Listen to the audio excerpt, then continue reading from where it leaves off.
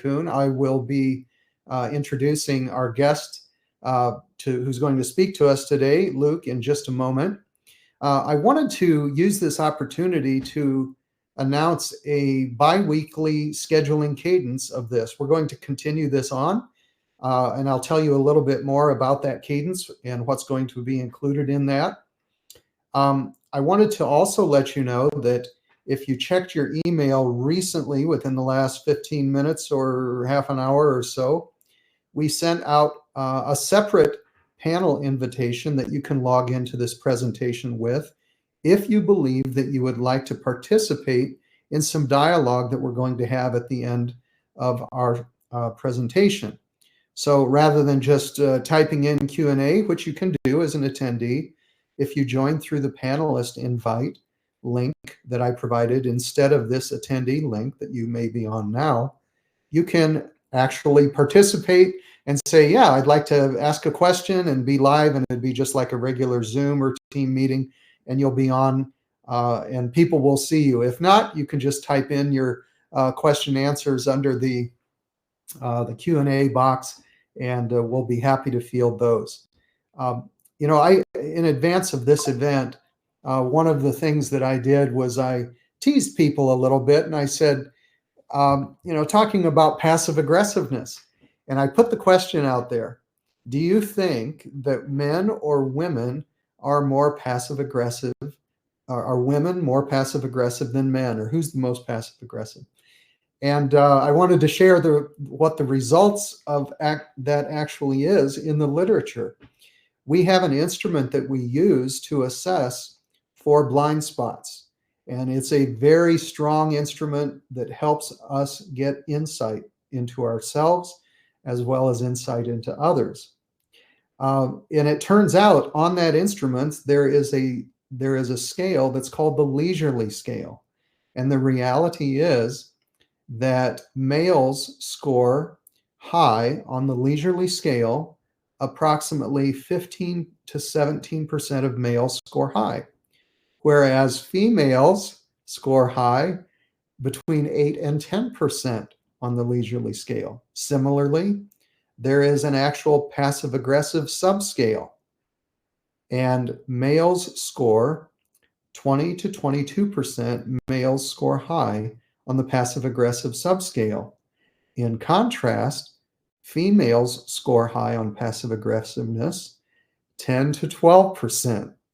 So only about half of the females as opposed to the males score high. So what's the interpretation there?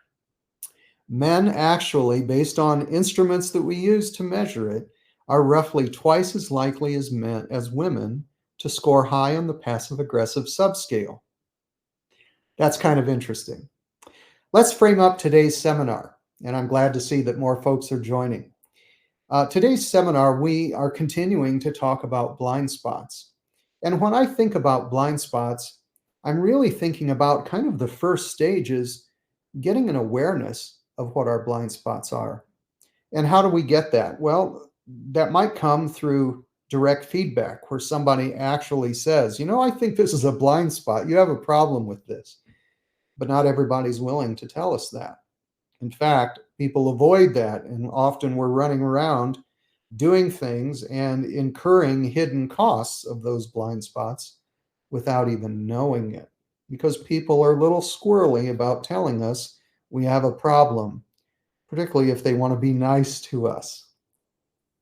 The other way that we get awareness is through exposure, meaning we have discussions about blind spot, and that is what the purpose of these series of free events are, is we're putting it out there and we're looking at different aspects of blind spots and exposing you to the idea that you may have some blind spots.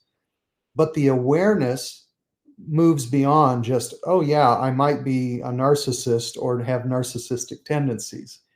It moves on to know what are the hidden costs of those blind spots. Now, years ago, I was out riding my motorcycle and I didn't see a stop sign and I blew right through it. So I came back home and I said to my wife, my goodness, I could have been killed. I didn't even see that stop sign, and I was on my motorcycle.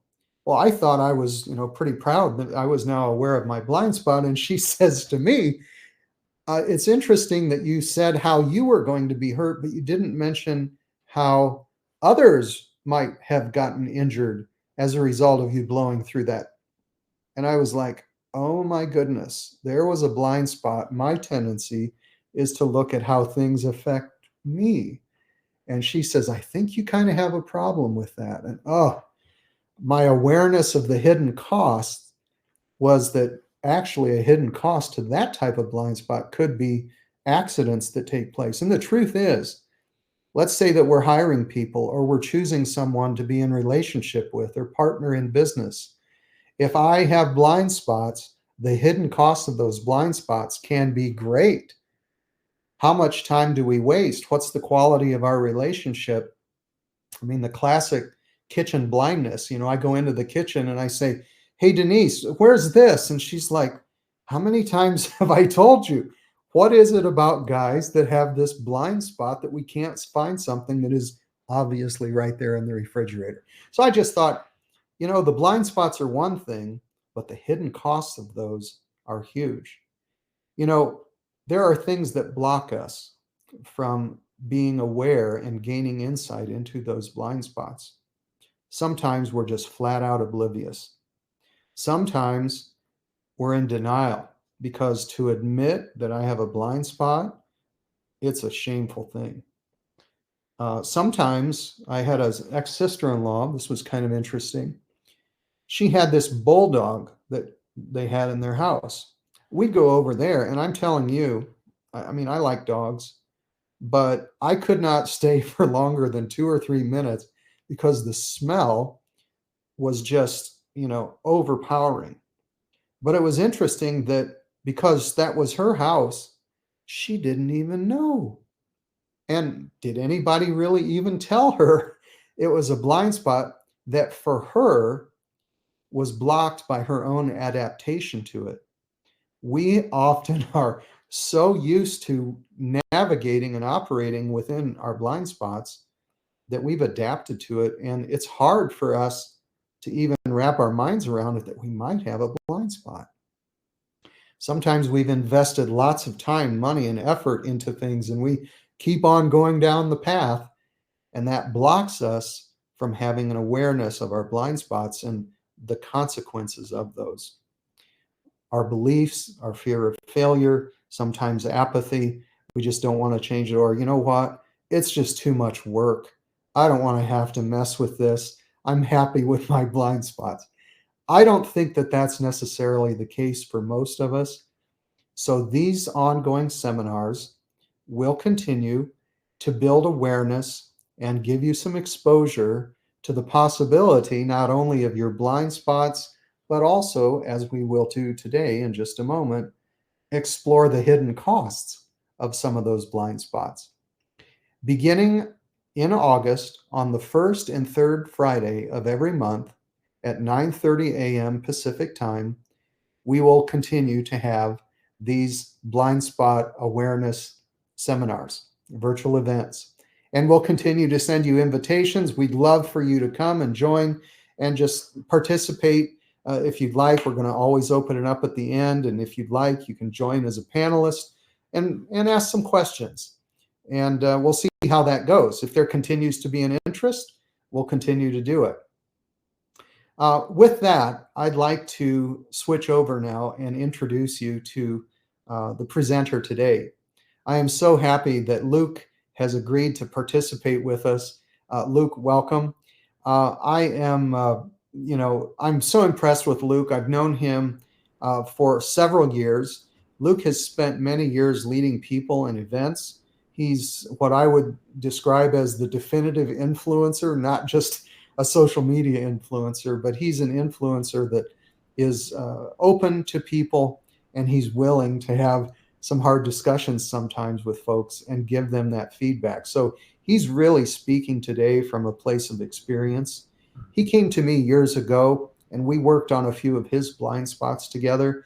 And now, for the past couple of years, he's been working with us as an AspireVue coach. Before we get into that, I just want to say thank you, Luke, for being willing to share some of your life with us, and take it away. Yeah, honored to. Thanks, Dr. Larry. Appreciate that. I'm going to try and do two things. I'm going to try and pad our male passive aggressive stat for the next hour and avoid passive aggressiveness as best I can to see if we can improve that.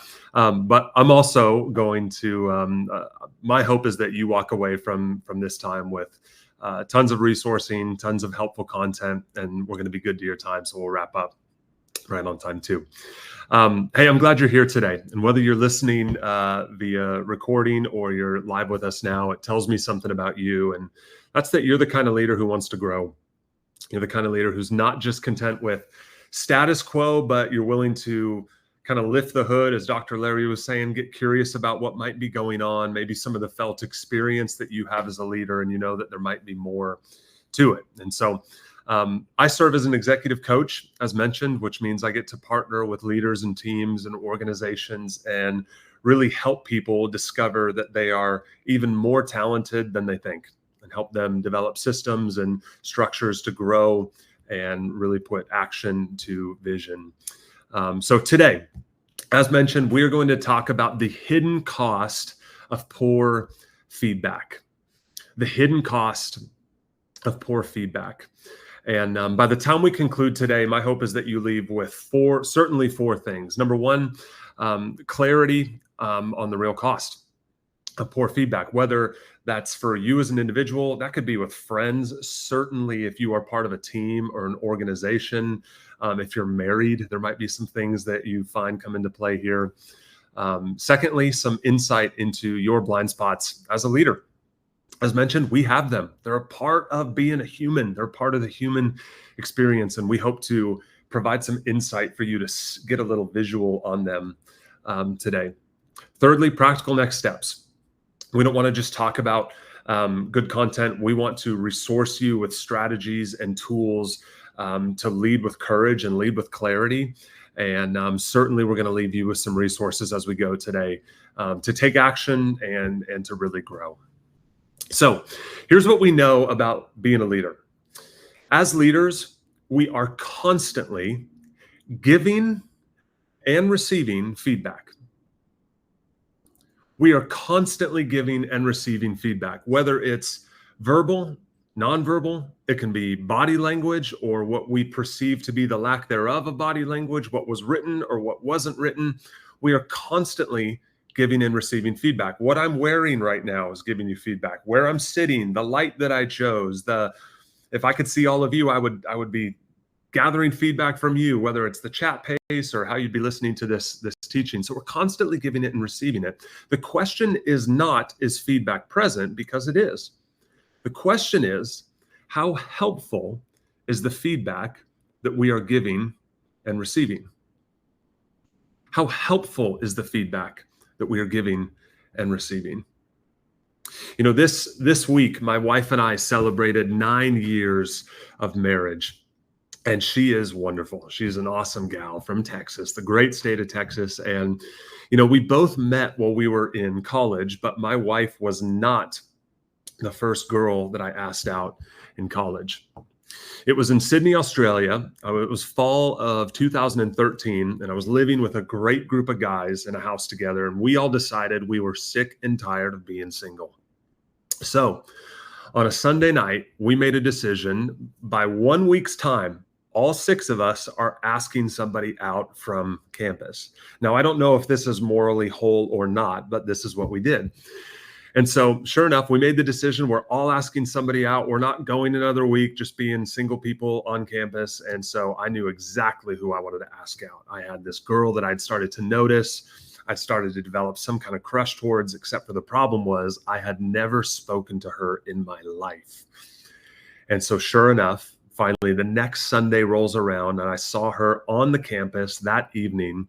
I walked straight up to her, never spoken to her before.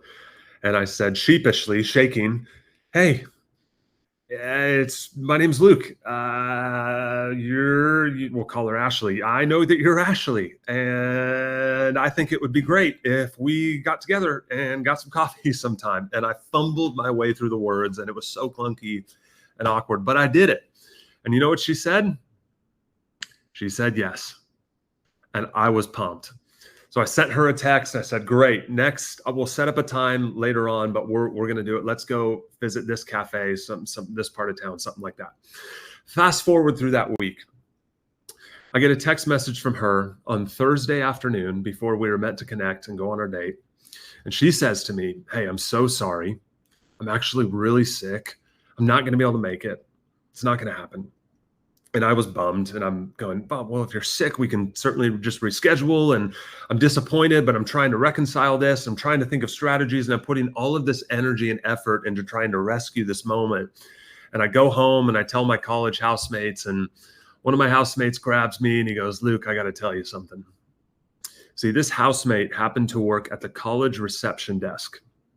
And earlier that day, he had overheard this girl with her friends all talking together. And this girl proceeded to say, oh my gosh, some weird loser who I don't even know asked me out this week. I said yes. I don't want to go. I don't know what to do. My roommate is overhearing this. And so one of her friends says, hey, just tell him you're sick. Just tell him you can't make it. You're sick. It's not going to happen. You'll be able to get out of it. And she goes, okay, that's what I'll do. And so my housemate tells me this, and I'm devastated. Fast forward, truth be told, the date never happened. I've been married to a different girl for 9 years, and it's been wonderful. But here's the question. Was I getting feedback from this girl who canceled on me and fake sick? Yes, there was plenty of feedback. Was it helpful feedback? No, it was not helpful feedback. Helpful feedback would have been, hey, I'm just not that interested in you, and it's not going to happen. And so remember, as leaders, as humans, I would argue, we are constantly giving and receiving feedback. But if the feedback isn't intentional, timely, and honest, it's not only unhelpful, it can actually be harmful. I'm going to say that again. If you lead a team, if you are responsible for people and people's development, if you are not giving timely, honest, and intentional feedback, the feedback that you are giving, because it is happening, is not only unhelpful, it can actually be harmful. And poor feedback can be destructive for people, for teams, for a number of reasons. There are just a few that you can see on the screen. You don't have to try and read it all, but it plays out in various reasons. And we could talk about a number of those today. But for the rest of our time, I want to zero in on just one very common symptom. This is a symptom that is hard to describe at times, but impossible to miss. It spreads fast, it slows momentum, and it eventually always wears people out. And that is this. When feedback is poor, our blind spots grow. And when blind spots grow, we all get busier. Think about that. When feedback is poor, our blind spots grow. What Dr. Larry was just talking about. And when blind spots grow, one of the symptoms in a team, in relationship, in an organization is we all get busier. Blind spots aren't just mistakes. They're patterns that we can't necessarily see, and we end up repeating, and they lead us to building systems around the wrong problems, protecting the wrong priorities, and they end up wasting a ton of energy trying to solve what maybe isn't the real issue. When feedback is poor, our blind spots grow. But when blind spots grow, we always get busier. And so here's how this plays out. There's a flywheel to this, and shout out to Jim Collins for this thought. When we have poor feedback in relationship, especially in a team or in an organization, it leads us to growing blind spots. We know that. We're not aware of the things we can't see. No one's giving us insight into them. We just keep repeating the same patterns. And when we have blind spots that are growing, it always leads us to busy work. We start trying to solve problems through confusion, through misalignment. When someone's got an EQ gap in their blind spot and you have to start tiptoeing around them or trying to say things in the right way so they don't lash out at you, it requires more energy and more work to exist with that person. When we're living in busy work, it pushes us towards bottlenecks.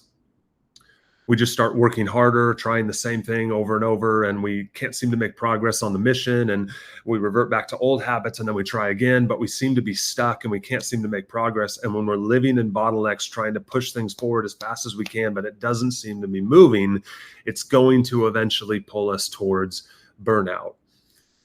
And when we can smell, feel, or experience burnout, man, it is so challenging to slow down enough to give people great feedback. So the poor feedback loop continues, the blind spots continue, the busy work continues, the bottleneck continues, and the burnout continues. And can you see how important it is for us to get insight into our blind spots? But we don't believe it has to be this way. We believe that with good coaching, good insight, good awareness, we can shift to providing strong feedback that doesn't move us towards blind spots, but towards insight. When you get insight into your patterns and your tendencies and your habits, it can lead you and your team to alignment. When you're solving the right problem, working on the right thing, focused on the right issue at hand. And when you're moving in alignment, it causes you to take great action. You get to focus on the mission, not on the eggshells that you're tiptoeing around. And the right action taken long enough will always pull a team towards momentum. And when you've got momentum, it certainly encourages the feedback loops to continue and strengthen. So check out some of these stats on how current teams experience feedback in their workplace. Again, when feedback is poor, blind spots grow. But when blind spots grow, we all get busier. Have a look at this. 80% of employees who said they received feedback recently also reported and I guess confess to being fully engaged in the workplace. This comes from Gallup. 80%. That's pretty strong. 3.6% are more likely to say, hey, I'm motivated to do my job. I'm motivated to bring fresh initiatives. I'm motivated to grow as a leader when feedback is daily versus annual. Don't wait for the performance review. I want feedback into how I interact and operate daily. 85% are more motivated to take initiative. More motivated to take initiative and to bring new ideas to the table and not just sit back and wait for somebody else to do it, but to rise up as a leader when they know they're going to get great feedback. And only 16%, this is hard to see, 16% of employees said that they were getting good, helpful, constructive feedback in the regular one-on-ones meetings.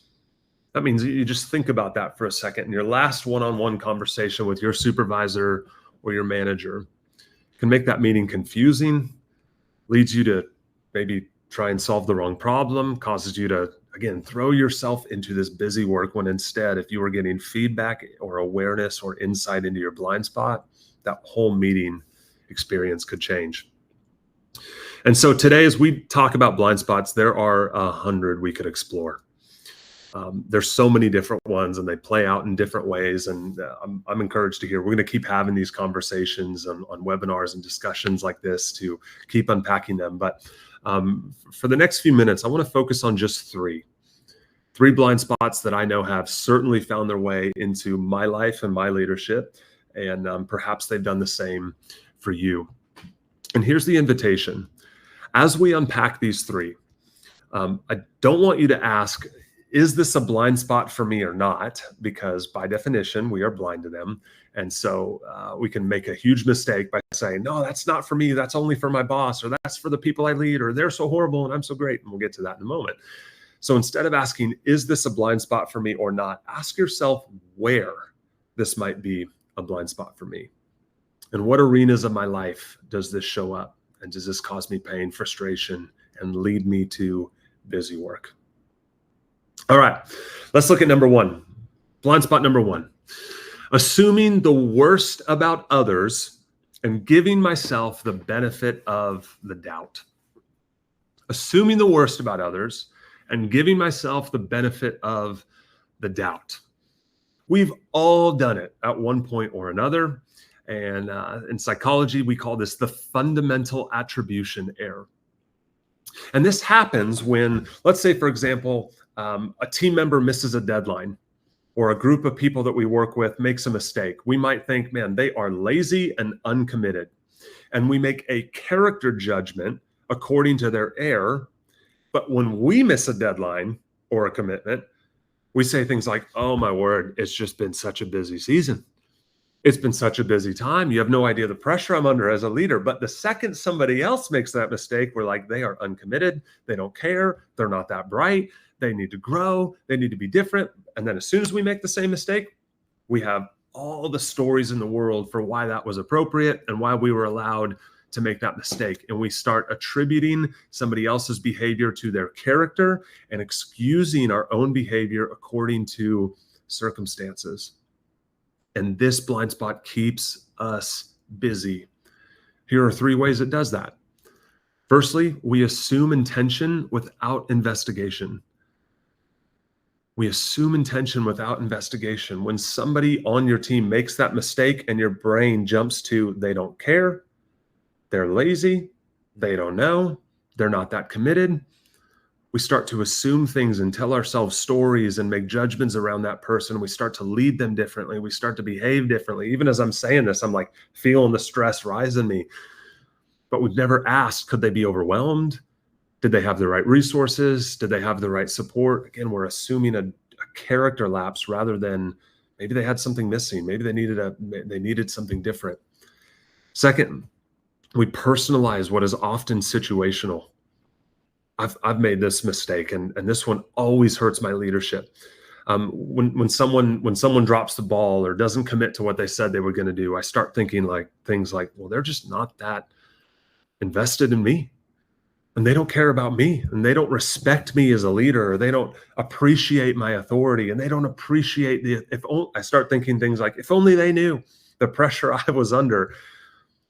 But I never stop to ask questions like, what if they didn't have the context? Or I wonder what they were lost on, or I wonder if they weren't clear about the goal for this project, or I wonder if they didn't know how important their contribution was. We start to personalize and make stories out of what is just situational, and we start to turn short situations into long stories. And I can think of the times, and thankfully, because of good feedback, I can reflect on times that I've done that, and it's never built my team up.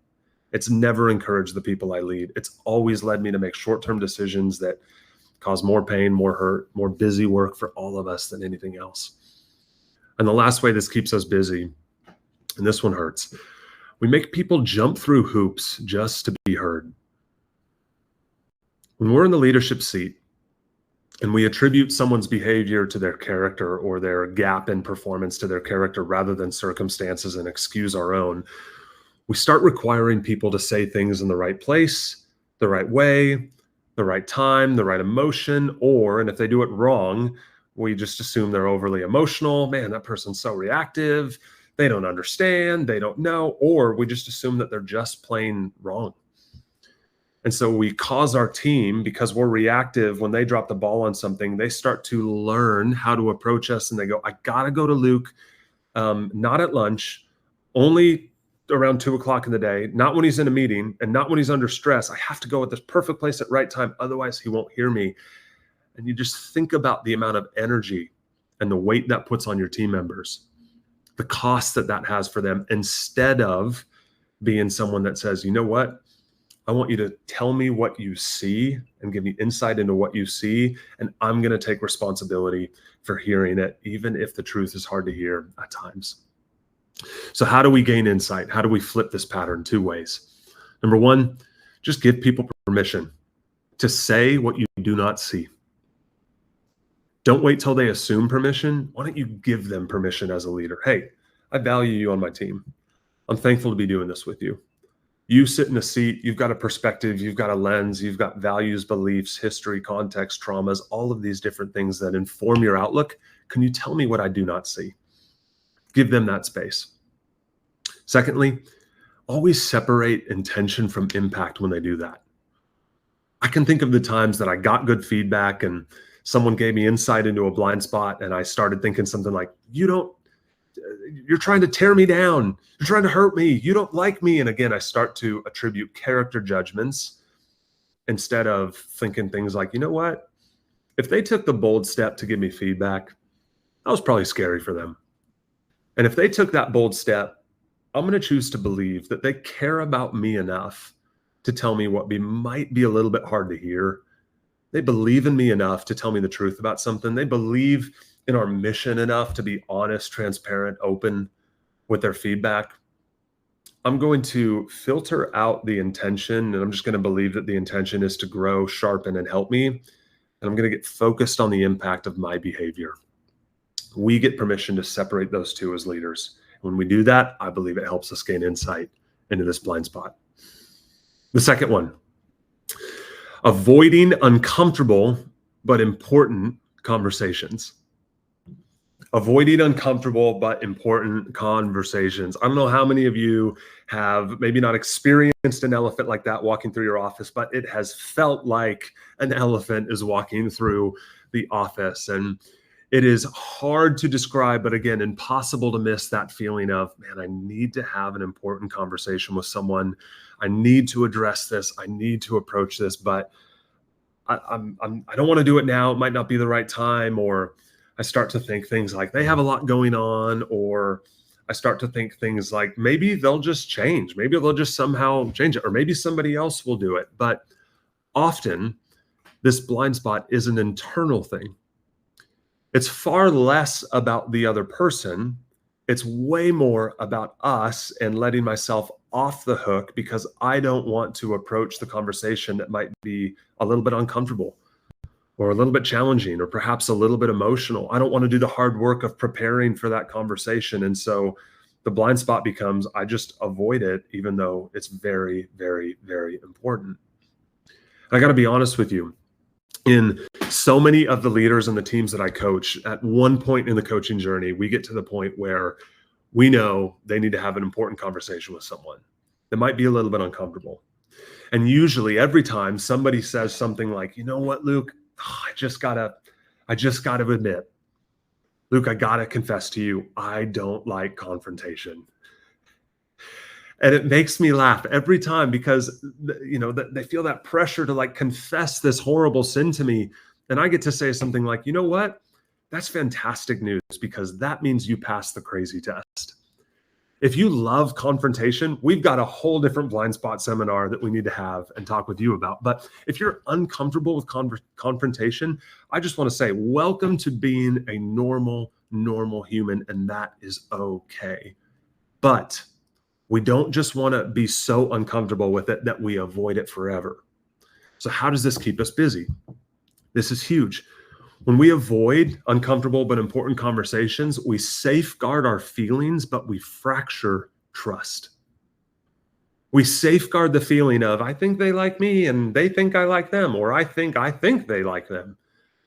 But at the below that, there is trust that is being broken.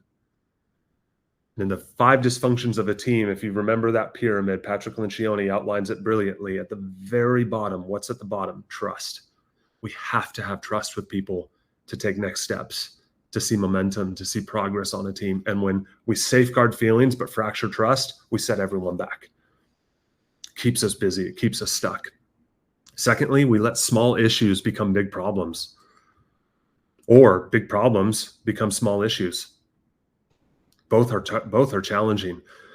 Small things become giant things because we waited too long, or big things that are actually really significant. We tend to see as small issues, but really it's still hurting our team. It's hurting the way we serve clients. It's hurting the way we grow our business and interact as a unit.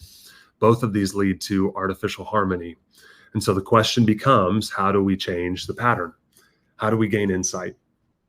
Well, number one, it's just internal. Remember that comfort as a leader, it's just not the goal. Comfort is not the goal. Growth, development, serving people well, making a difference, that's where we want to live.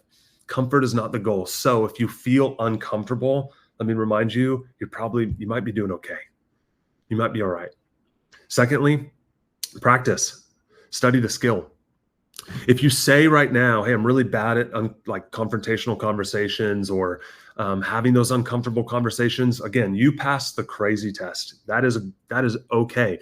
But you don't have to stay novice at having conversations like this. Practice it. Get better at it. Sharpen the skill.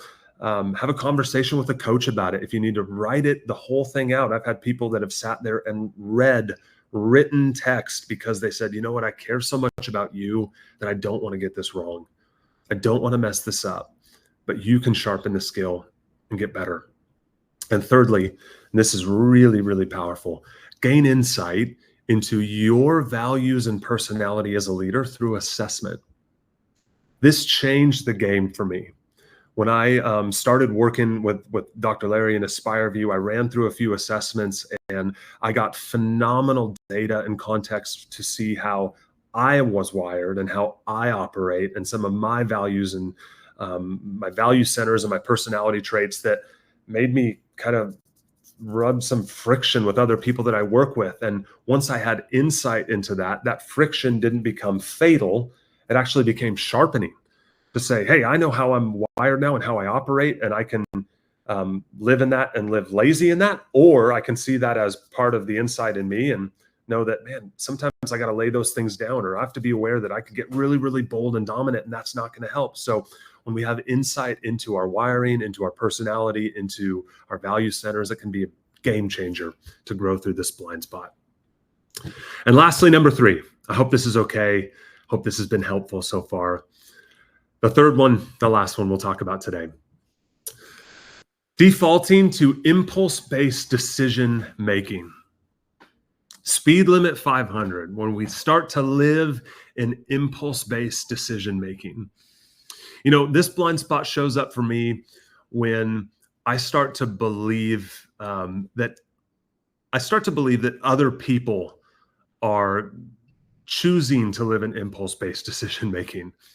I start to judge them for it. I start to tell myself stories about why they operate that way and, oh, they just don't care. But at the same time, when I'm doing that, the blind spot for me is that I'm actually making an impulse-based decision by judging them for their impulse-based decisions.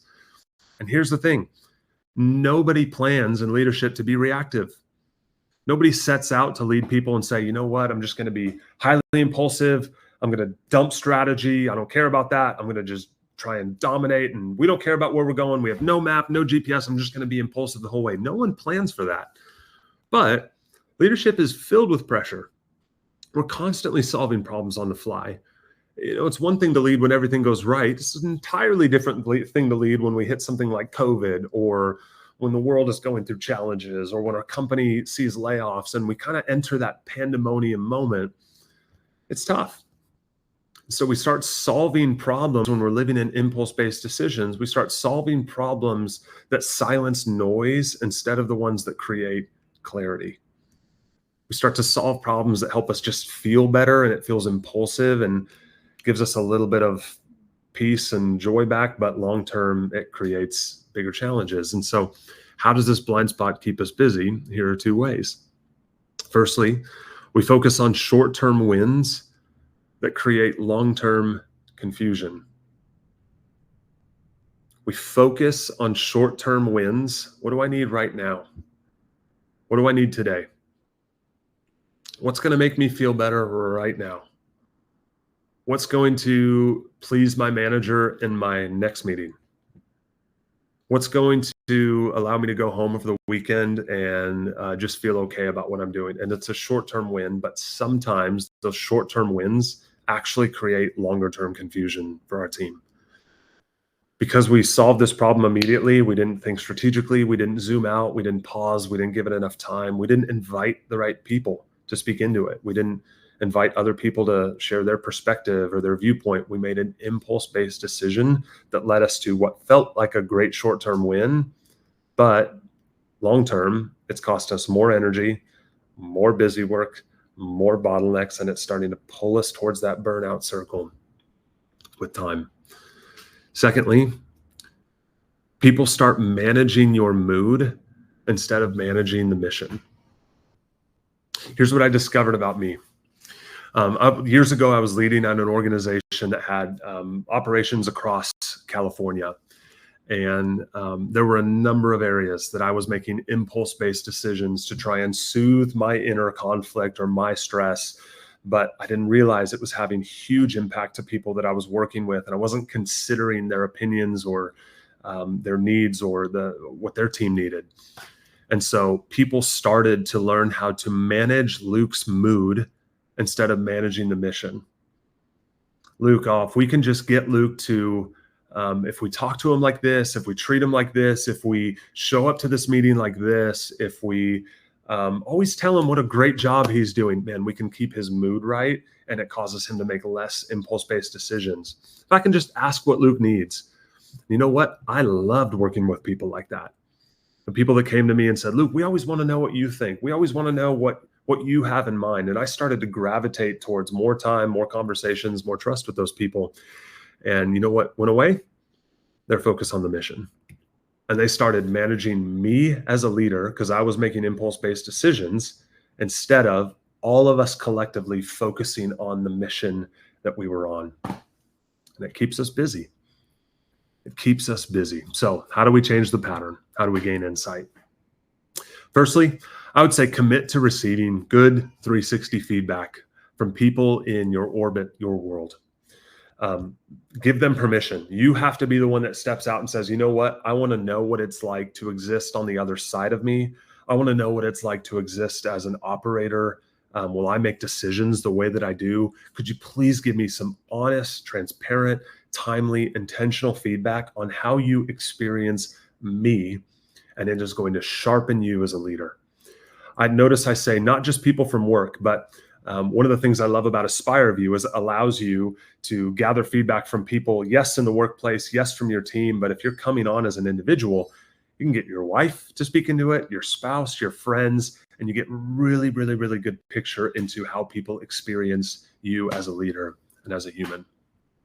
Secondly, set some clear goals and set some clear vision for your team. If you don't know where you're going when you leave the house, it's a long, confusing road trip.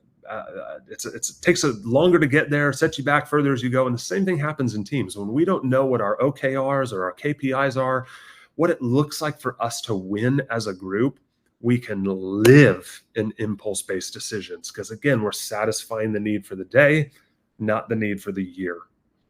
AspireVue has an incredible tool to help with this, to help you set really, really good stretch goals, performance outcomes for your team and the people that you lead. And lastly, number 3, I would encourage you, submit to values instead of vibes. Vibes feel great. Vibes are the warm meeting where everyone goes, that was nice, that was lovely. No, as a team, we need to live by values. Who are we as an organization? Who are we as leaders? What are the value markers that make up the cultural, the cultural fundamentals and foundation for us as a team? You know what? As a leader, we're going to submit to those values, not just what feels right in the moment. And I believe that's going to pull you away from impulse-based decisions and pull you back towards strategic, thoughtful, caring, wise, becoming the leader you always dreamed of kind of decisions as you lead. So in whole and in closing, when feedback is poor, our blind spots grow. And when blind spots grow, we all get busier. And that busy work is going to pull us towards bottlenecks and eventually towards burnout. But we firmly believe it doesn't have to be that way. This isn't the pattern that we have to follow. It starts with great feedback, strong insight, using assessment, using 360, getting good feedback, honest conversations from the people that you lead to get clear about, hey, what does alignment look like for me individually and for us as a team? What are the core things I need to be focused on? How do I take action in those areas? And the right alignment with the right action over the right amount of time, I fundamentally believe you're going to experience momentum as a leader. And as leaders, if we can create that environment that welcomes honest, timely, and intentional feedback, I think we can help unlock huge insight, alignment, action, and momentum in the people that we lead and the people that we serve. So as we close, and I'll turn this over to Dr. Larry in just a moment, would encourage you to consider what's one practical step you could take to grow in your ability to give great feedback. Maybe it's a conversation you need to have. Maybe you just need to give people in your world permission to give you feedback. Hey, what's it like to be on the other side of me? What's one area, this is my favorite question, what's one area you've been thinking about giving me feedback in that you haven't? Really powerful, gives them permission to tell you what they see and how they experience you. And second to that, what's one practical step you could take to continue to gain insight and grow in your blind spots? What's one thing you can do? Don't wait for your boss to do it. Don't wait for someone to tell you to do it. You get to take ownership as a leader.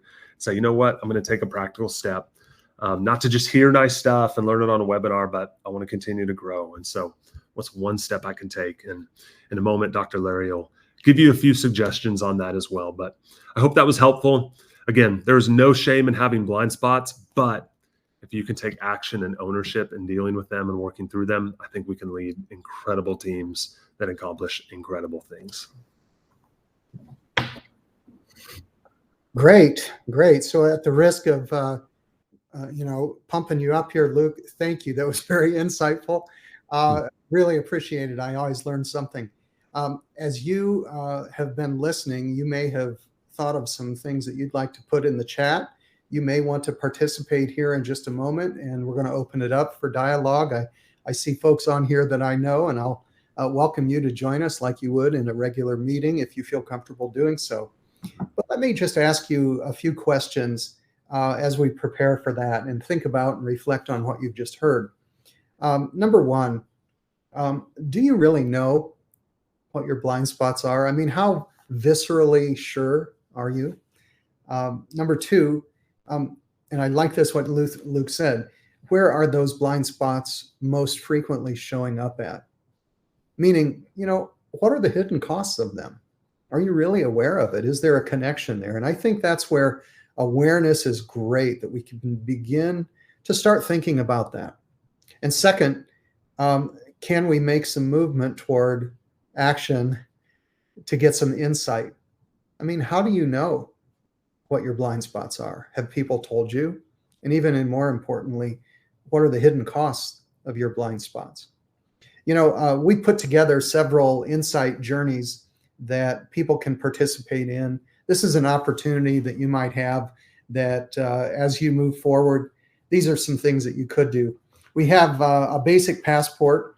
He mentioned AspireVue. I'm not going to push heavy on these at all, but I want you to know that the same caliber of these can go deeper.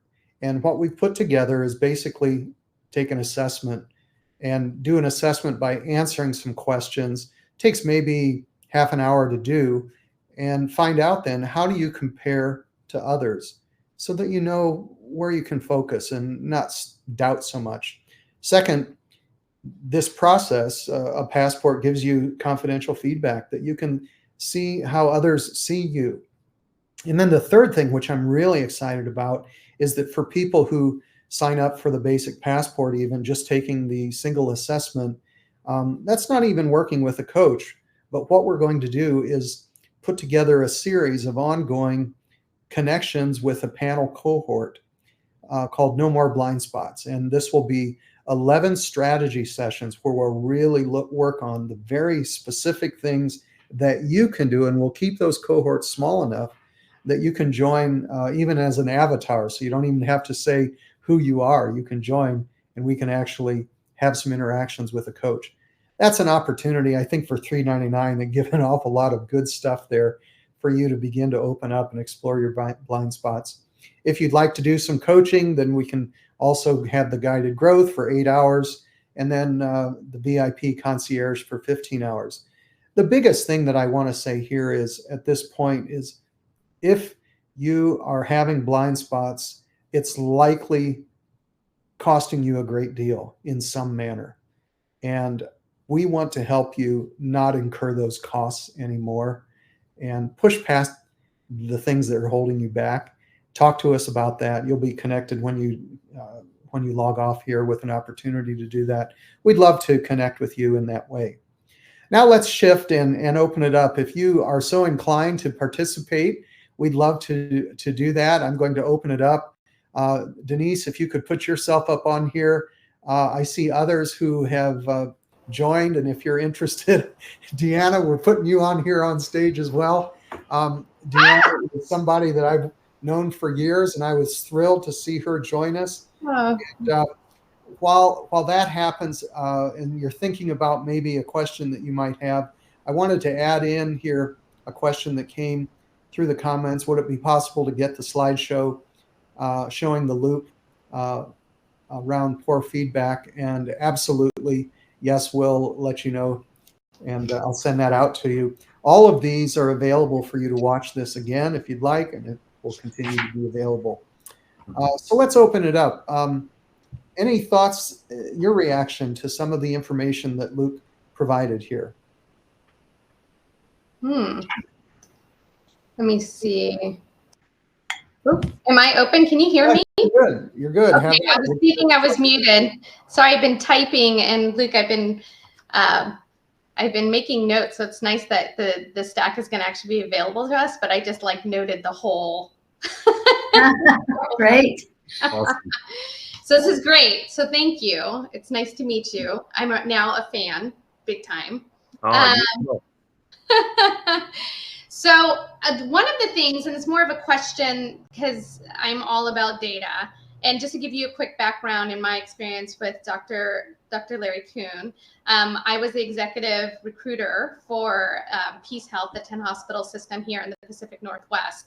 And so I was definitely hiring from the C-suite down. And so really understanding, and that's my introduction to Dr. Larry Kuhn, is where we used to really evaluate leadership together, and people that were, finalists on the panel, and trying to narrow them down and with AspireVue. So, and through time, over 5 years, of course, he and I grew in really evaluating leadership. So it's just something that I'm fascinated. It's still like something I'd love to do. And now I'm with a different organization that's nationally based, and it's a physician medical group. Mm-hmm. And I'm more on the ground floor, right? So I wanted to see how large organizations kind of build out, and I wanted a bird's eye view of national organizations. How do they get big for a reason, right? They also implode for a reason. So I'm getting this kind of bird's eye view from more of a ground floor that still pays very well. So that's hence I took it, but it's also so much data. And what I mean by data is I'm noticing a bottleneck from my seat now and I knew it was the case as the executive recruiter, but being on from the view of hiring the wheels of an organization, which is doctors now, right? That make the business. Mm-hmm. It is middle management that you see where the breakdown can happen in very large organizations, and everything that you had put out from the blind spots, 3 blind spots, it's fascinating because it is definitely, when it's too big, mm-hmm. those 3 blind spots, those are the ones that kill large organizations that tend to implode. Expanding and contract is normal for any organization, right? Mm-hmm. But it's because middle management, for some reason, cannot, those 3 blind spots, for some reason, they're just not coached. They're not. And it's very difficult. And I don't know if it's leadership just thinks it's them, and they should, right? Executive leadership should have a training at all times. This training needs to exist.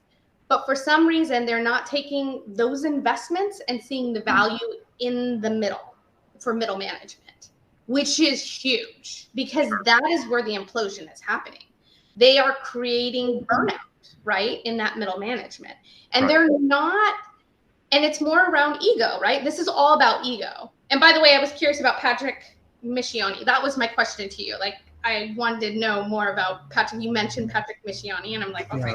Yeah, it's Lencioni, L-E-N. Lencioni? Oh, sorry. I just heard it in passing, and but I'd love to know more about that writer and those pillars you've learned about. But everything you've shared is really amazing. So when you have a national medical group like Envision, who I work for, which is phenomenal, they're great.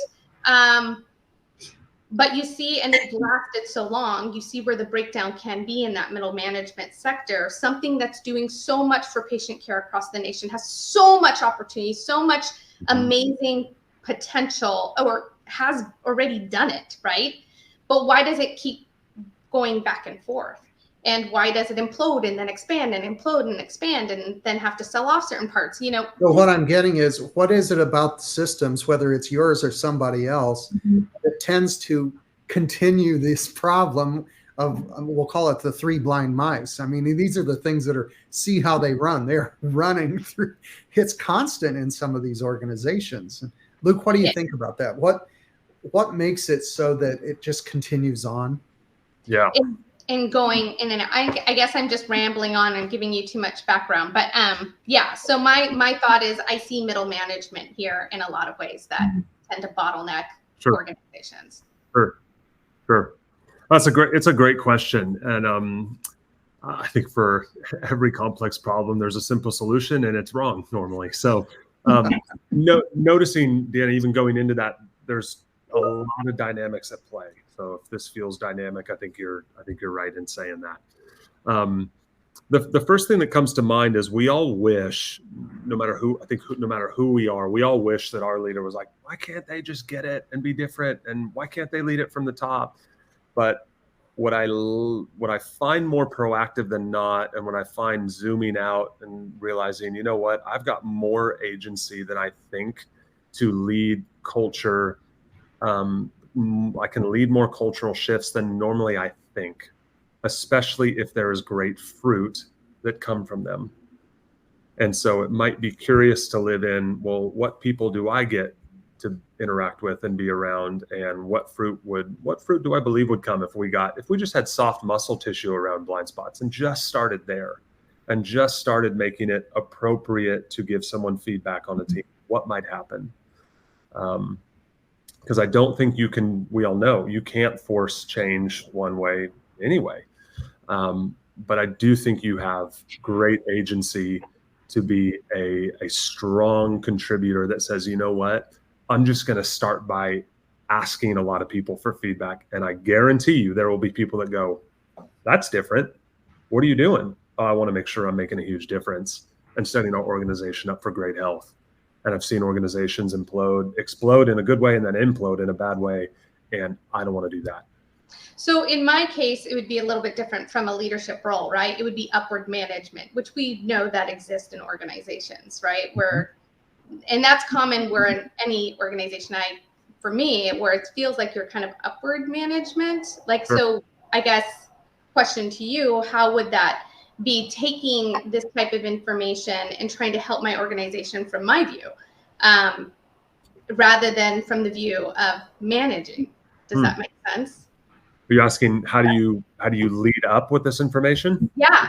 Like, how would you lead? I mean, they do great things. Like, you can see that the C-suite's trying. They're doing surveys, they're asking for input.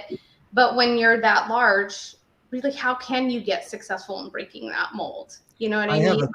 I have a thought on that, and then we'll wrap up quickly since people need to jump. And I'll have more dialogue with you all, because on August 1st, we'll be coming back again and continuing the conversation. Mark your calendars, 9:30 a.m.